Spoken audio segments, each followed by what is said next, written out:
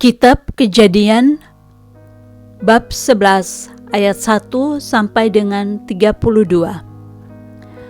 Menara Babel dan daftar keturunan Terah. Adapun seluruh bumi satu bahasanya dan satu logatnya, maka berangkatlah mereka ke sebelah timur dan menjumpai tanah datar di tanah Sinear, lalu menetaplah mereka di sana.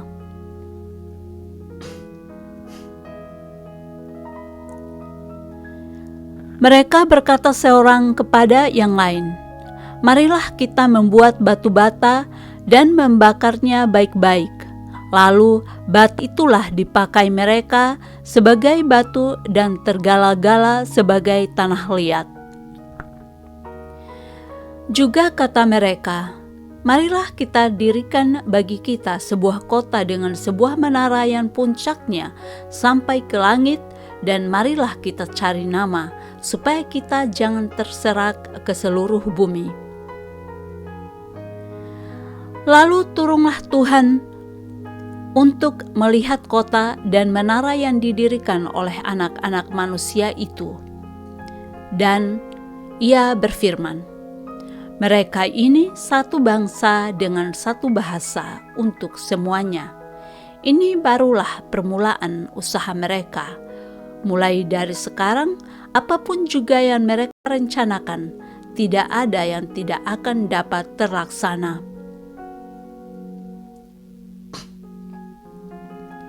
Baiklah kita turun dan mengacau balaukan di sana bahasa mereka, sehingga mereka tidak mengerti lagi bahasa masing-masing.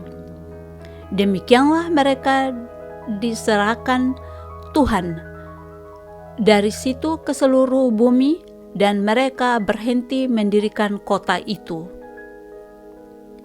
Itulah sebabnya sampai sekarang nama kota itu disebut Babel, karena disitulah dikacau balaukan Tuhan bahasa seluruh bumi, dan dari situlah mereka diserahkan Tuhan ke seluruh bumi. Dan dari situlah mereka diserahkan Tuhan ke seluruh bumi. Inilah keturunan Sem. Setelah Sem berumur 100 tahun, ia memperanakan Arpaksad 2 tahun setelah air bah itu.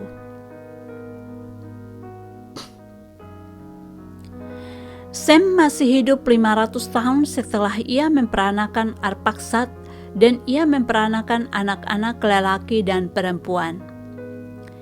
Setelah Arpaksad hidup 35 tahun, ia memperanakan Selah. Arpaksad masih hidup 403 tahun setelah ia memperanakan Selah, dan ia memperanakan anak-anak lelaki dan perempuan. Setelah Selah hidup 30 tahun, ia memperanakan Eber. Selah masih hidup 403 tahun setelah ia memperanakan Eber, dan ia memperanakan anak-anak lelaki dan perempuan. Setelah Eber hidup 34 tahun, ia memperanakan Peleg. Eber masih hidup 430 tahun setelah ia memperanakan Peleg, dan ia memperanakan anak-anak lelaki dan perempuan. Setelah Peleg hidup 30 tahun, ia memperanakan Rehu. Peleg masih hidup 209 tahun setelah ia memperanakan Rehu, dan ia memperanakan anak-anak lelaki dan perempuan. Setelah Rehu hidup 32 tahun, ia memperanakan Serug. Rehu masih hidup 207 tahun setelah ia memperanakan Serug, dan ia memperanakan anak-anak lelaki dan perempuan. Setelah Serug hidup 30 tahun, ia memperanakan Nahor. Serug masih hidup 200 tahun setelah ia memperanakan Nahor, dan ia memperanakan anak-anak lelaki dan perempuan. Setelah Nahor hidup 29 tahun, ia memperanakan Terah.